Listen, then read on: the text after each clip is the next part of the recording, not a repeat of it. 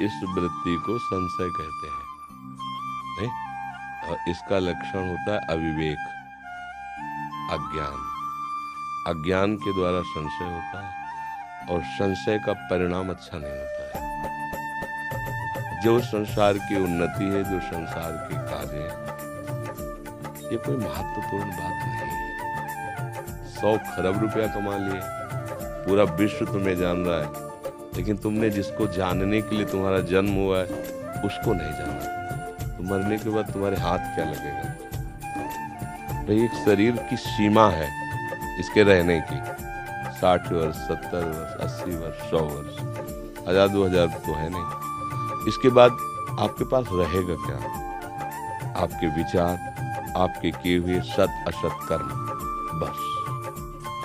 जिस विचार से आपने सत असत कर्म किए, वही संस्कार आपको अगली योनि दे देगा। आपका आज का पढ़ा लिखा, आज का पद, आज का व्यवहार, आज का यश, आज की संपत्ति आपके किसी काम नहीं आएगी। विचार पूर्वक समझ रहे ना? तो हमको थोड़ा विचार करना चाहिए कि जीवन का लाभ क्या है। अभी मतलब उस लाभ की तरफ हम देख नहीं पाए। जीवन का लाभ क्या है? सत्य क्या है? विश्राम कहाँ है? शांति किसे कहते हैं? सुख का स्वरूप क्या है? जब ये प्रश्न आपके अंदर खड़े होने लगे तब तो मार्ग खुले। अभी तो इन प्रश्नों का प्रादुर्भाव ही नहीं हुआ है। जिसे मुमुक्षुता कहते हैं, वहां तक पहुंचने के लिए मुमुक्षुता अनिवार्य है। मैं जानना चाहता हूं ये सब है क्या? कब तक? एक सामने केवल मानी संख्या मृत्यु,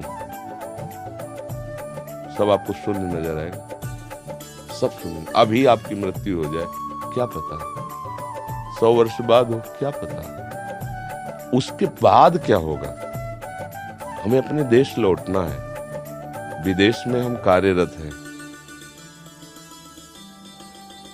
लेकिन सरकारी आदमी होकर के हम अपने देश के हैं, अपने सरकार के हैं। तो आपको जितनी सुविधाएं मिली उनका भोग कीजिए।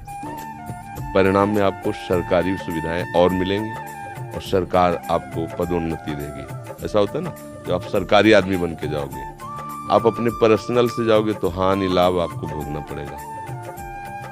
और वहां से मकान तो उठा के लाओगे नहीं। ऐसे ही कुछ थोड़ा सा भावना बनाइए कि हम श्री भगवान के हैं, श्री कृष्ण के हैं। पूरा विश्व श्री कृष्ण का है। मुझे श्री कृष्ण की सेवा मिली है। अलग अलग सेवाओं के स्वरूप है। कोई व्यापार करता है, कोई नौकर, लेकिन वो है ना भगवान की सृष्टि में। अगर उस सेवा को भगवान का मान लो, हर समय नाम जप करते हो और ये विचार करो कि यहाँ की उन्नति का कोई महत्व नहीं। भले किसी पद पर पहुंच जाओ, आपको गर्व नहीं होगा, बढ़िया जीवन चलेगा। यहाँ की संपत्ति का कोई महत्व नहीं है। संपत्ति सांसारिक भोग सामग्री देती है। भोग सामग्री इंद्रियों से भोगा जाता है। इंद्रियों से भोगा हुआ हर विषय मिथ्या है, स्वाप्निक है, उसका कोई महत्व नहीं। क्योंकि ज्ञान नहीं, इसलिए वो बात समझ में नहीं आती। अब हमारा जीवन सही मार्ग पे आ जाएगा, कोई संशय नहीं रहेगा। हर क्रिया भगवान को समर्पित करो।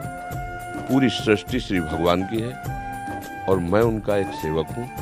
मुझे ये सेवा दी गई है। ईमानदारी से उस सेवा को भगवान की सेवा मान के करो और नाम जप करो।